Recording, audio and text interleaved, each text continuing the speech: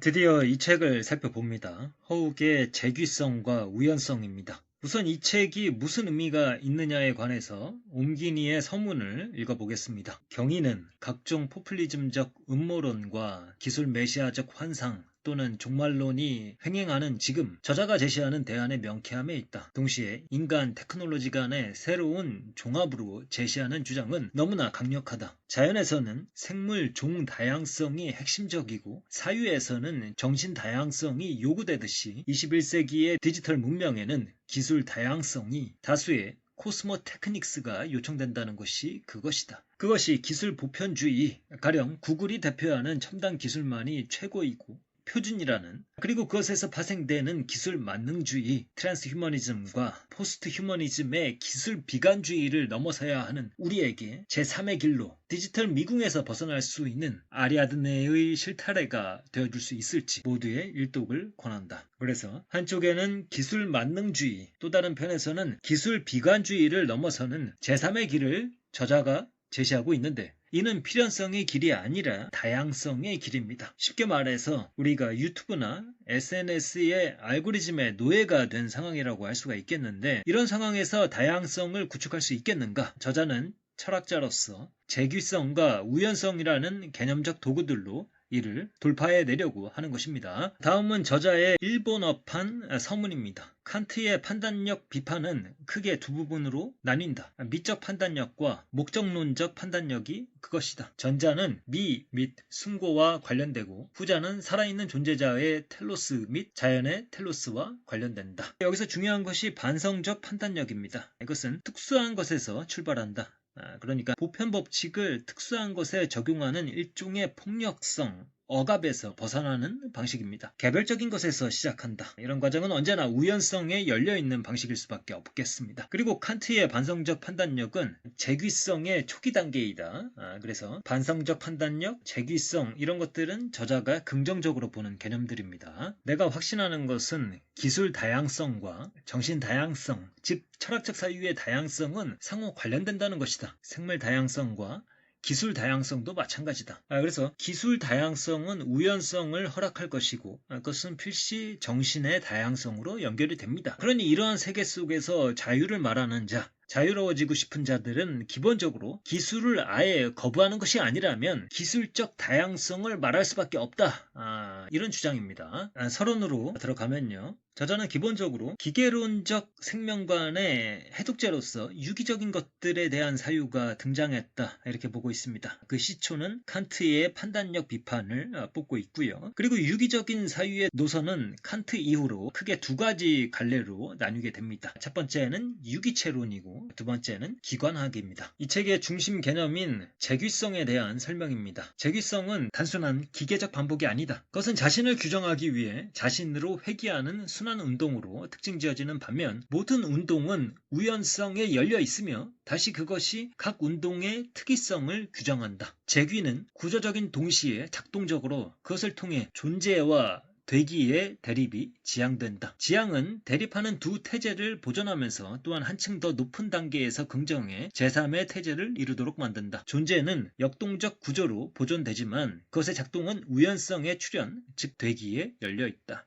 그래서 어떤 시스템, 존재가 있는데 그 존재는 우연성에 열려있고, 그렇게 우연성에 열려있는 방식으로 자신을 다시 구성한다. 그래서 존재와 되기의 대립이 지향이 되는 것입니다. 개인적으로 이런 구절을 읽으면서 마투라나의 자기생성 개념이 생각나기도 합니다. 환경에 대한 그때그때마다의 구조 접속을 어떻게 보면 우연성이라고 볼 수도 있을 것이고, 그 구조 접속의 역사가 축적되어 구조가 되고, 그리고 이 구조가 된다는 것, 이것 자체가 자신으로 회귀하는 과정이죠. 그리고 그 구조가 다시 작동하여 환경과의 구조 접속을 이뤄낸다. 그래서 끝없는 원환을 그리는 듯 합니다. 비록 강조점이 마트라나는 외부로부터의 자극보다는 내부적 구조에 있기는 하지만 사고방식은 유사하다고 느꼈습니다. 계속해서 재귀성에 관한 설명입니다. 재귀는 어디서 시작될까? 시작의 탐구는 제1원인 탐구이다. 반면 원한을 그리는 루프에서 시작은 단지 일시적인 것일 뿐 반드시 원인은 아니다. 루프 전체가 원인이다. 원동자나 부동의 동자가 외부에서 개입하는 것이 아니라 오히려 원인은 내재적이다. 그래서 이게 선형적인 시스템이라면 원인과 결과가 명확하고 원인을 따라가다 보면 제1의 원인, 즉 부동의 동자를 만나게 됩니다. 그러나 재귀적 시스템, 원한을 그리는 루프에서는 모든 것이 엮여서 가동되고 있기 때문에 하나의 원인을 찾아내기가 어렵습니다. 루프 전체가 원인인 것이죠. 그리고 재귀성의 시스템은 목적이 외부에서 주어지지 않습니다. 그 자체로 목적을 내재하고 있습니다. 비기계적 존재, 곧 생명체들은 다 그러한 방식으로 작동되고 있습니다. 기계론에는 규정적 판단력만 존재하는데 규정적 판단력은 오직 선형적 인과성만 알려주기 때문이다. 우리는 그와 같은 행동 속에는 실제로는 판단 같은 것이 존재하지 않음을 안다. 다시 말해 그것을 판단이라고 할 수 없을 것이다. 단지 명령일 뿐이다. 행위는 반성적 판단력을 전제하는데 그것은 가치 판단을 포함하기 때문에 단순한 행동을 넘어선다. 정언명법이 윤리적일 수 있는 것은 그것이 보편적인 것에, 즉 도덕적 목적이라고 부르는 것에 도달하기 위해 재규적이기 때문이다. 외부의 명령이 아니라 나에게로 회귀하여 나를 근거 삼는 판단력이 반성적 판단력이라고 할 수가 있겠습니다. 칸트의 이 반성적 판단력을 아까 재귀성의 초기 단계의 사례로서 표현을 했었습니다. 그렇다면 재귀성을 유지하는 내재적인 힘은 무엇일까요? 일단 아가 출발점입니다. 뭔가 뻗어나가는 게 있어야 되돌아올 수가 있겠죠. 그런 의미에서 아로부터 시작해서 비아, 즉 우연의 직면에서 다시 자신에게로 회귀합니다. 이러한 아와 비아 간의 운동이 근본 원리라는 것이고요. 셀링식으로 표현을 하자면 우연적 사건 등 장애를 만나지만 그로 인해 생산적 힘은 산물로 현재화된다. 즉 능산적 자연에서 소산적 자연이 된다. 그래서 핵심은 우연에 열려 있으면서도 자기 자신을 유지할 수 있는 시스템의 작동 원리는 재귀성이라고 보는 것이고요. 자기를 발산하되 우연적 사건에 직면해서 자기로 회귀하여 자기 자신을 구성한다. 이러한 사고가 칸트 이래로 싹텄다는 것이 저자의 주장이고요.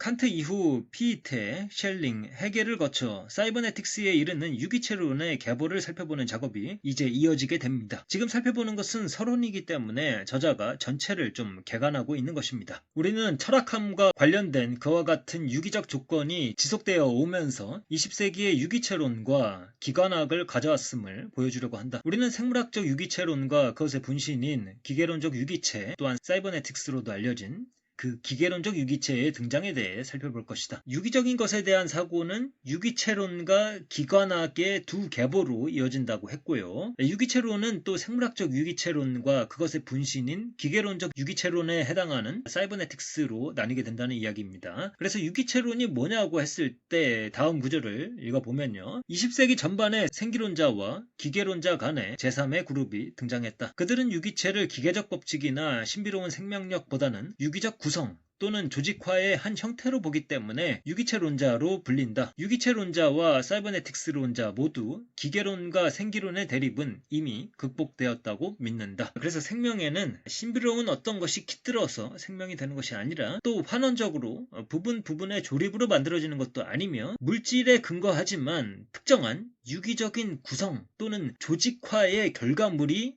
생명일 뿐이다 라는 이야기입니다. 사이버네틱 기계는 작동을 평가, 제어할 수 있도록 해주는 새로운 개념을 사용한다. 정보가 그것이다. 위너에게 정보란 조직화 수준을 재는 척도이다. 거기서 조직화란 우연성의 재규적 통합 능력을 말한다. 심홍동은 정보 개념을 수용한 다음 그것을 통계를 넘어 훨씬 더 넓은 개념으로 전환시켰다. 입력 신호가 시스템에 의미 작용화를 낳을 때 그것은 정보를 가져온다. 정보는 심홍동이 개체화라고 부르는 시스템 내부의 작동을 촉발하고 촉진한다. 그의 개체화 이론에서 의미 작용화는 우연성에 따른다. 그래서 셸링은 생산적인 힘이 우연성을 만나 산물이 된다고 보고 위너는 우연성을 재기적으로 통합하는 능력을 정보로 측정할 수 있다고 보고 또 심홍동은 그것의 의미 작용화를 낳는 것이 정보이다. 그래서 이 부분을 저는 어떻게 이해를 했냐면요. 위너의 경우 제어하는 것을 중요하게 여깁니다. 아마 그래서 정보의 개념도 우연성을 얼마나 잘 통합해내느냐에 포커스를 맞췄다고 볼 수가 있겠고요. 그러나 심홍동은 정보가 시스템의 의미 작용화를 낳아서 개체화를 촉발한다는 것을 강조를 합니다. 그리고 그 의미 작용화는 우연성에 따르고요. 그래서 통제가 아니라 개체화, 비유하자면 개별적으로 꽃이 피는 것에 더 관심이 있는 듯합니다. 여기서 그는 하이데거를 의미합니다. 그는 사이버네틱스의 주요 특징은 모든 절차를 계산 가능하고 제어 가능한 과정으로 전환시키는 데 있다고 보았을 뿐만 아니라 또한 그것이 과학에 대한 새로운 방법, 피드백의 개념화, 그것의 승리임을 이해했다. 그러니까 사이버네틱스는 유기체론이기는 한데 자꾸 제어하려고 한단 말이죠. 르만의 다음 구절에서도 오류, 즉 우연은 생산적인데 그것을 축소하려는 노력에 의해서 사회 질서와 규범이 확립된다. 이런 비슷한 맥락의 이야기를 하고 있습니다. 나는 타자의 행동에 대해 충분한 지식을 갖고 있지 않으며 타자 또한 나의 행동을 예견할 수 없을 것이기 때문에 이중 우연성이라는 상황이 발생한다. 루만에 따르면 그것이야말로 사회 체계를 청발시키는 추동력이다. 모든 행위는 우연성을 축소시키며 그리고 끊임없이 우연성을 축소하려는 노력에 의해서만 사회 질서와 규범이 확립된다.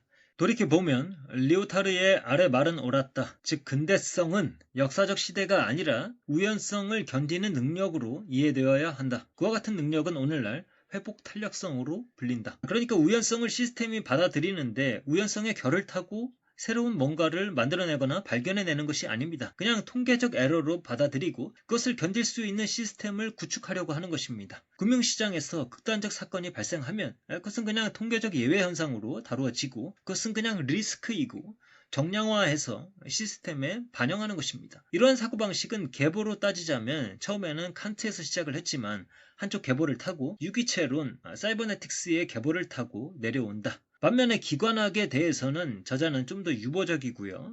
또 따로 저자가 제시하는 것이 코스모 테크닉스가 되겠습니다. 다음은 기관학에 대한 이야기입니다. 지금 다루고 있는 것은 서론에서 개관을 하고 있는 것이고 나중에 자세한 내용이 계속해서 나옵니다. 유기체론은 재규적 사유이다. 기관학은 한 형태의 재기성으로부터 다른 형태의 재기성으로의 전환을 가리킨다. 그것은 통합할 뿐만 아니라 새로운 루프를 창조하는 새로운 인식론을 탐구하는 종합적 사유이다. 우리가 아는 한 칸길렘이 유기체, 기계 관계를 제거하기 위해 일반 기관학이라는 용어를 처음에 제안했다. 즉 기계를 인간과 등가의 것으로 취급하는 것이 아니라 인간 기계를 유기체 전체로 제거하는 것이 그것이다. 그 다음 이런 기관학은 칸길렘으로부터 시작해서 시몽동, 현대의 스티글러에 이르기까지 그 흔적을 찾아볼 수가 있습니다. 그래서 허욱은 이런 기관학에 대해서 좀 더 긍정적인 의견을 보여주게 됩니다. 그래서 허욱은 기관학에 대해서는 좀 더 유보적인 입장이지만 어쨌든 그 자신의 입장은 이런 것입니다. 여기서 한 발 더 나아가 이렇게 제안하고 싶다. 즉 기관학은 인간-기계 관계를 시스템으로 연구해야 할 뿐만 아니라 문화, 기술의 상호작용도 연구해야 한다. 즉 가령 중국 문화,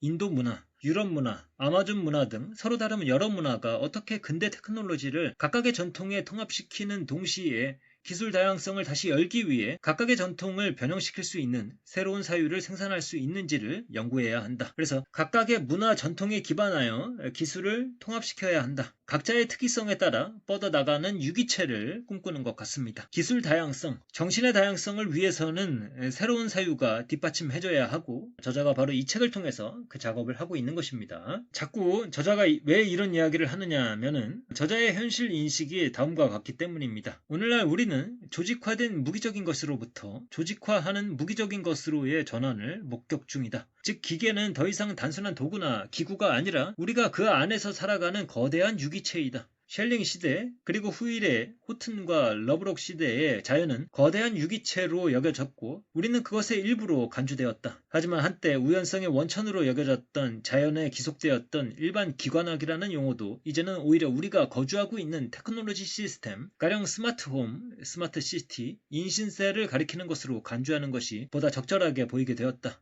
오히려 우리는 인공지구 대기를 목전에 두고 있으며 그리고 막 형성 과정 속에 있는 거대한 사이버네틱 시스템 안에서 살고 있다. 만들어진 기술이 아니라 스스로 뭔가를 만들어내는 조직화하는 기술이 현재 우리가 겪고 있는 기술이라는 것이죠. 우리는 그 유기체 안에서 살아가고 있습니다. 그래서 우리를 둘러싼 이 환경은 인공지구라고 할 수 있고 또 거대한 사이버네틱 시스템이라고 할 수가 있겠습니다. 다음의 구절을 보면 더 잘 이해가 가실 것입니다. 빅데이터 분석, 기계학습, 스마트화 등을 통해 우리가 전망하게 되는 것은 도시 생활의 완전 자동화, 그리고 그와 같은 자동화가 생태적이고 지속 가능한 것을 지향한다는 점이다. 그것은 거대한 재기적 사이버네틱 기계의 실현을 함축한다. 위너가 기계와 동물에서 제어와 소통의 일반 원리를 발견했다고 주장한 대로 사이버네틱 기계는 모종의 유기성을 획득 중이며 따라서 조직화하는 무기적인 것이 되고 있다. 그래서 여기서는 기계와 인간이 등가로 처리가 되거든요.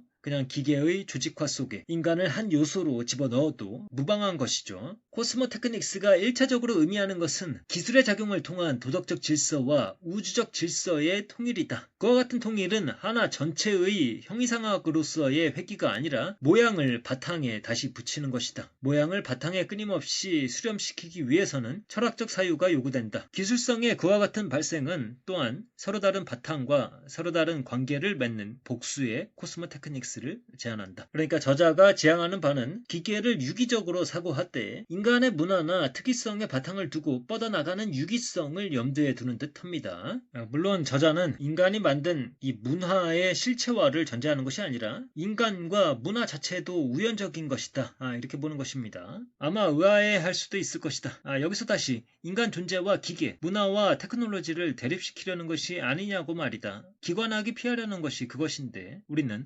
인간과 문화의 어떤 실체와도 거부하기 때문이다. 그것은 인간성이란 일관되고 영속적인 실체가 아니라 우연한 존재임을 의미한다. 만약 우연성이 시스템화의 추동력이라면 테크놀로지 시스템과 사회체계의 경우 모두 절대적 우연성을 즉 결코 흡수될 수 없으며 모든 예상을 뛰어넘는 우연성을 갖는 것이 가능할까? 재귀적 총체성에 저항하기 위해 자유와 자율로 이어질 수 있는 비상구로서의 절대적 우연성에 의존하는 철학자들이 일부 존재한다. 재귀적 총체성이라는 것은 아까 말씀드린 사이버네틱 시스템을 떠올리면 될 것입니다. 우연을 받아들이지만 그것을 희석시키거나 제어해서 무력화시킨다. 시스템의 목표를 위해서요. 반면에 우연성의 결을 타고 자유를 획득하는 방식도 존재를 합니다. 이것은 복수성, 다원성을 인정하는 방식입니다. 이제 1장으로 들어가겠습니다. 자연법칙은 예외에 의해 반증될 때까지는 필연적인 것으로 남아있다. 반증되는 경우 우연적인 것이 된다. 즉 그렇지 않을 수도 있는 것이 된다. 즉 법칙이기를 그치고 이제 사실이 된다. 우리는 자연과 우연 간의 그와 같은 특수한 관계를 시스템적 사유, 결국 테크놀로지 시스템의 실현에 대해 성찰하기 위한 출발점으로 정교화해볼 생각이다. 우리는 두 가지 기본적인 논점을 검토할 것이다. 첫 번째, 우연성은 자연 이해의 근본적이다. 두 번째, 체계 철학은 우연성을 필연적인 것으로 만들어야 할 것이다. 체계가 되길 원한다면 철학은 우연성에 의해 제기되는 위협을 해소시킬 수 있도록 해주는 메커니즘을 개발해야 할 것이다. 체계는 미리 정해진 규칙을 갖고 있을 때보다 우연성 및 변칙성의 측면에 규칙이 생겨날 수 있도록 해줄 때 우연성에 더 잘 대처할 수 있을 것이다. 마지막 구절이 저자의 핵심적인 메시지가 되겠고요. 체계가 되려면 그러니까 파편적으로 남을 것이 아니라면 우연성을 어떤 식으로든 처리해야 한다. 미리 준비된 규칙으로는 불가능하고 우연성의 측면에서 유연하게 새로운 규칙을 찾아내는 방식이 더 적절할 것입니다. 이제 유기성에 대한 설명입니다. 유기적이라는 것은 단순히 부분, 전체 관계를 유지하는 것뿐만 아니라 그러니까 부분들이 있고 그것이 관계를 맺어서 전체를 구성하는 것 그것뿐만 아니라 자기 조직화 및 자기 생산을 가리키기도 하는데 우리는 후자를 재귀성이라고 부르고자 한다. 그래서 생산을 하는데 자기 자신을 재귀적으로 생산한다. 그래서 되기와 존재가 합쳐져 있는 상태인 거죠. 그 다음에 유기적인 사고의 흐름을 만들어낸 칸트에 대한 설명입니다. 한번 읽어보겠습니다. 판단력 비판 2부는 목적론적 판단력에 대해 다루는데 거기서 칸트는 유기적 모델을 제안한다. 목적론적 판단력에 대한 그의 서술은 당대의 자연과학자들 뿐만 아니라 후세대 철학자들, 특히 피이테, 노발리스, 슐레겔 형제, 셸링, 헤겔 등에게 깊은 충격을 주었다. 유기적 형태에 대한 가장 명쾌한 정의는 64절에서 찾아볼 수 있는데 거기서 그는 유기적 존재자를 이렇게 정의한다. 하나의 사물이 스스로 원인이자 결과인 경우 자연 목적으로 현존한다. 그리고 그는 한 그루의 나무를 예로 들며 그것을 유기적 존재자로 정의하는 세 가지 요소를 강조한다. 첫째, 나무는 동일한 유의 법칙에 따라 재생산한다. 즉 다른 나무를 재생산한다. 둘째, 환경으로부터 에너지를 흡수해 그것을 생명을 지속시키는 영양분으로 전환시키는 개체로 자신을 생산한다. 셋째, 나무의 다양한 부분은 상호관계를 맺어 전체를 구성한다. 한 부분의 유지는 다른 부분의 유지에 상호 의존한다. 유기적 존재자라는 개념은 부분 전체의 상호관계와 재생산 능력에 의해 성립한다. 자연 목적은 객관적으로 관찰 불가능한 것이다. 우리는 이런저런 나무나 이런저런 동물은 볼 수 있지만 기계적 법칙을 통해서는 전체로서의 자연을 파악할 수 없다. 이성이 할 수 있는 것이라고는 반성적 판단력을 통해 자연 목적을 이해하는 것일 뿐이다. 스스로 원인이자 결과인 경우 자연 목적으로 현존한다고 했는데 이것은 기계적으로 관찰되는 것이 아닙니다. 망치로 못을 때리면 못이 박히는 게 보이잖아요. 원인과 결과가 보입니다. 그런데 나무가 자신을 생산할 때, 자신을 성장시킬 때 그 원인과 결과는 눈에 잘 보이지 않습니다. 그저 우리는 그것을 이해하기 위해 반성적으로 판단할 뿐인 것이죠. 그래서 칸트가 판단력 비판에 이르러서 유기적 모델을 제시하게 되었습니다. 판단력 비판 이전에 그가 제시한 기계적 모델이 있었고, 이제는 그가 유기적인 모델을 제시를 해서 양쪽 손에, 한쪽 손에는 기계적 모델, 다른 손에는 유기적 모델을 들고 있게 된다. 그런데 셸링은 이 기계적인 것과 유기적인 것을 통합하는 일반 시스템을 모색하게 됩니다. 일반적 시스템 또는 총칭적 시스템 혹은 일반 유기체의 구축을 도모하는데, 이러한 흐름은 훗날 사이버네틱스로 연결이 됩니다. 사이버네틱스는 일반 유기체를 통해 자연과 인간 모두를 사유하게 됩니다. 그런데 칸트 입장에서는 하나의 일반 시스템으로 설명하려는 셸링이 독단적으로 보일 수도 있을 것입니다.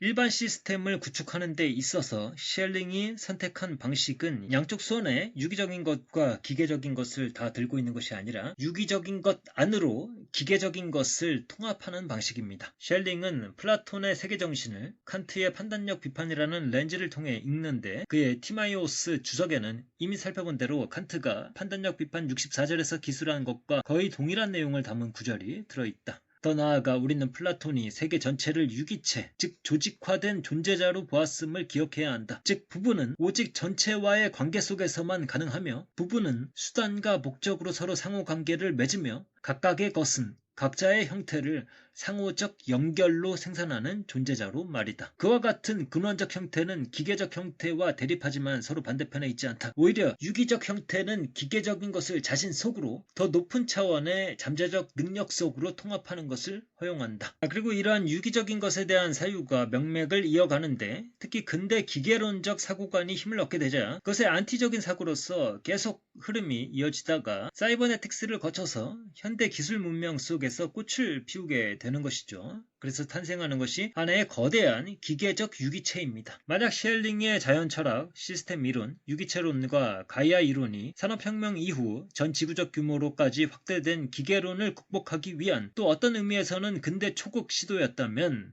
그리고 역설적으로, 아니 오히려 변증법적으로 그렇게 함으로써 지구가 인공지구가 되어버렸다면, 인신세는 무엇보다 먼저 그와 같은 인공지구가 사이버네틱 시스템으로 완성되었음을 의미한다. 기계론을 극복하려는 유기체론의 시도가 결국 역설적으로 그리고 변증법적으로 사이버네틱한 인공지구의 완성으로 이어졌다. 이것이 저자가 복수의 코스모 테크닉스를 통해서 이것에 파열음을 내고 자유를 어떻게든 성취하고자 하는 이유일 것입니다. 다음 2장으로 넘어가겠습니다. 이제 해결에 대한 내용인데요. 무제약자 또는 절대자는 어디에 위치하는가? 시작인가? 아니면 끝인가? 헤겔은 우연성에서 출발해서 절대자가 끝에 존재를 합니다. 그는 우연성에서 출발하는데 그것은 절대자를 향한 여정에서 이성이 거쳐야 하는 일보 또는 시험이다. 그리고 헤겔의 논리학은 사이버네틱스인 기계론적 유기체론을 예견한다. 그래서 셸링과 헤겔 모두 사이버네틱스의 어떤 선조격이라고 할 수가 있겠는데, 그 둘 중에서 헤겔이 좀 더 사이버네틱스에 가깝다고 보시면 되겠습니다. 이것은 헤겔이 왜 사이버네틱스의 선조격인지 힌트를 얻을까 해서 읽어보는 구절입니다. 철학자 피레스는 헤겔의 정신현상학 선문을 교양소설이나 근대 철학 비판이 아니라 오히려 계산법으로 읽을 것을 제안한다. 그는 정신의 운동을 절대자를 향해 점진적으로 나아가는 재규적 알고리즘으로 본다. 절대자를 향해 나가는 재규적 알고리즘인데, 그것은 무매개적 데이터에서 출발해 구체적인 것으로 절대적 확실성으로 운동을 하게 됩니다. 어쨌든 헤겔의 철학은 기본적으로 전체론입니다. 부분만 봐서는 안 되고 전체로서, 그리고 과정으로서 봐야 한다는 것입니다. 그래서 과정을 통해서 전체로 완결되는 그러한 형태의 철학인 것이죠. 그와 같은 자기 중거는 총체성을 향한 메커니즘인데, 왜냐하면 반성 속에서 비로소 자아와 자아의 타자가 전체로 파악되기 때문이다. 정반합 뭐 이런 것이죠. 진리는 자아나 타자가 아니라 전체 속에 들어있기 때문이다. 우연성에서 시작해서 절대자를 향해 나아가려는데 그것은 반성적 사고를 통해 나와 타자를 되돌아봄으로써 그 관계를 통찰함으로써 가능하다. 만약 우연성 물음을 인식하지 못하고 따라서 극복하지 못하면 그것은 또한 실제적인 것과 관념적인 것, 사유와 존재 간의 불일치가 존재하게 되리라는 것을 의미하는데, 말은 복잡하지만 결국의 포인트는 우연성을 해겔이 어떻게 처리하는가일 테고요. 우리가 지적하고 싶은 것은 그와 같은 우연성의 극복은 개념 자체의 가능성 속에 포함되어 있다는 것이다. 해겔에게서 개념은 살아있는 개념이기 때문이다. 그리고 살아있다는 것은 반성적, 자기 규정적이라는 의미이며 따라서 정적 개념이 아니라 오히려 자기를 파악하는 개념이다. 그래서 해겔에 대해서는 이 프랑스 혁명을 생각하시면 됩니다. 그 다음에 이제 반동적인 흐름이 있었고, 그 다음에 나폴레옹이 나오고, 그래서 정반합의 움직임으로써 우리가 개념은 있었지만, 관념은 있었지만 그것이 현실에서 구현이 되지 않았지만 그것이 어떤 과정을 통해서 자기를 실현하는 과정이 있다. 이런 식으로 이해를 하는 것이죠. 우연성의 필연성은 실제로는 이념이 자신의 추상적, 형식적 가능성에 대해 반성함으로써 자신의 실존을 우연성으로 인식하는 과정이다. 자신의 실존의 근거에 대해 반성함으로써 절대적 필연성으로서의 자신의 존재가 자체 안에 우연성을 포함하지 않으면 안됨을 인식한다. 따라서 우연성은 단지 부정적인 개념이 아니다. 반동적인 흐름이 있어야지만 그것을 극복하고 그 다음에 성취하는 단계로 갈 수가 있다. 그래서 우연성을 필연성 안으로 포섭하고 전체의 과정은 완벽하다고 볼 수가 있는 것이죠. 자연은 우연성이라는 외부성으로 자신을 표현하며 그 결과 극복되고 그것을 통해 개념은 즉자, 대자태에 이른다. 그래서 어쨌든 말이 좀 어려운데 그냥 우연성을 필연적인 개념이 담고 있다. 총체적이다. 전체론적이다. 이런 식으로 이해를 하시면 되겠습니다. 자연에서의 개념의 허약함이라는 해겔 말은 무슨 의미일까? 인간 존재에 의해 발전되어 체계적이고 일관성이 있으며 그리하여 외부의 영향으로부터 자신을 보호할 수 있는 개념과 달리 자연은 우연적 사건, 특히 외부로부터 유래하는 영향을 쉽게 받는다. 자연의 개념은 너무 무력해 우연성을 소화할 수 없으며 그리하여 종 속에서 변칙성과 비일관성을 드러내게 되기 때문이다. 자연은 인간 문명에서와 같은 발전 단계가 없습니다. 프랑스 혁명 같은 사건이 자연계에는 존재하지 않고 그것을 제도로 승화시키지도 못하잖아요. 이 모든 이야기들이 어떤 의미가 있는가? 다음 구절은 정리하는 내용인데 그나마 이해하기가 쉽습니다. 셸링과 해겔의 자연 철학에서 우연성은 두 가지 재규적 모델에 의해 가능해지고 극복된다. 셸링의 초기 자연 철학에서 우연성은 자유와 자연의 표현이다. 해겔의 자연 철학에서 우연성은 개념의 자기 규정을 위한 시험이다. 셸링에게서 자연의 재주술화에 대한 매혹이나 심지어 자연의 낭만주의화를 볼 수 있지만 그것만으로는 충분하지 않다. 대신 우리가 제안하는 것은 그의 자연 철학을 생태학의 원형, 나아가 베르탈람피가 말하는 의미의 시스템 이론으로 이어지는 유기체론의 원형으로 보자는 것이다. 정신과 자연은 해겔에게서는 생물학적 유기체론과는 반대로 다른 관계를 갖고 있다. 여기서 정신의 진보는 또한 자연적인 것의 죽음을 향한 진보이기도 하다. 이 의미에서 그가 아마 사이버네틱스 또는 기계론적 유기체론에 한 발 더 가까운 것 같다. 그래서 생물학적 유기체론의 분신이 기계론적 유기체론이고 해겔은 이 기계론적 유기체론에 가까운 것 같다. 셸링에게서 볼 수 있는 자연의 낭만주의와 보다는 해겔은 그냥 정신의 진보와 자연적인 것의 죽음을 말한다. 귄터와 달리 위너는 해겔적 언어를 사용하지 않았으며 대신 라이프니츠를 사이버네틱스의 수호 성인으로 임명한다. 물론 라이프니츠는 분명히 해겔이 아니지만 둘은 존재의 유기성에 대한 성찰 그리고 반성 속에서 그것이 작동한다는 견해를 공유한다. 귄터가 위너의 피드백을 해겔의 반성과 동일시하는 것 또한 이 때문이다. 그래서 라이프니츠가 사이버네틱스의 수호 성인이다. 라이프니츠와 해겔은 동일하지 않지만 공유되는 점이 있다. 그래서 위너의 피드백 개념을 라이프니츠식으로 해석할 수도 있겠지만 해겔식으로도 해석할 수 있다는 이야기이고요. 이제부터 라이프니츠에 대한 이야기가 좀 더 나옵니다. 라이프니츠에서는 무한을 유한한 존재 안에 주름처럼 말아놓는 반성적 모델에 대한 수학적, 물리학적 모델을 찾아볼 수 있다. 그래서 우연성을 반성적 모델, 재귀 속으로 말아넣는 모델이다. 라이프니츠의 공언은 유한 속에 무한을 기입하는 것으로, 그로써 정신은 유한한 기호로 무한을 파악할 수 있게 된다. 가장 잘 알려진 무리수 파이도 그에 따르면 유한한 기호로 이루어진 공식 1-3분의 1 플러스 5분의 1 마이너스 7분의 1 플러스 9분의 1 뭐 이런 식으로 4분의 파이로 표현될 수 있다. 대충 이런 식의 사고방식이구나 라는 것을 알 수가 있고요. 이게 현대로 오면 19세기 후반에 이르면 자연을 설명하는 많은 법칙이 통계 법칙으로 바뀌게 되었다. 다시 말해 통계 열역학이 질서와 우발적인 것을 양립 가능하게 만들었다. 하이젠베르크가 발견한 양자 활동의 불확정성과 미규정성, 그리고 브로이가 발견한 입자 파동의 이중성은 통계 역학과 함께 기계론과 생기론 간의 고전적 대립을 효과적으로 극복한 새로운 과학적 토대의 수립을 위너에게 제시했다. 그래서 통계 열역학이 우발적인 것들을 어떤 질서로서 이해할 수 있게 만들었다는 것이죠. 그래서 이 라이프니츠의 어떤 무리수가 결국에 유한한 기호들로 편입될 수 있었듯이, 그래서 유한 속에 무한을 기입할 수 있었듯이 말이죠. 그래서 위너는 근대 과학의 렌즈를 통해 라이프니츠주의를 동원한다. 그렇다면 무한을 유한 속으로 기입하듯이 불확정성을 통계적으로 다룰 수 있는 기계적인 방법은 무엇일까요?